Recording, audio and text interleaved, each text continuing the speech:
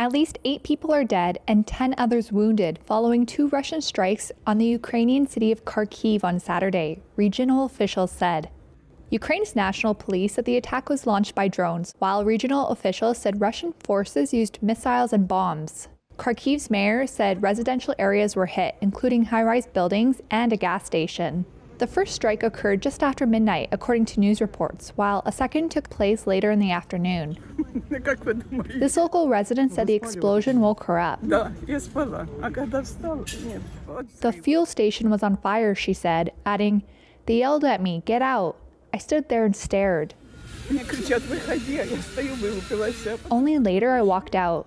There was another explosion and everything started falling." Located in the northeast, Kharkiv has been a frequent target of Russia's assault, with attacks intensifying in recent weeks.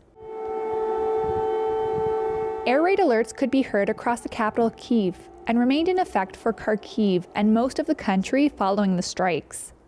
Ukraine's military said its air defenses destroyed 28 of 32 drones and 3 of 6 missiles launched by Russia.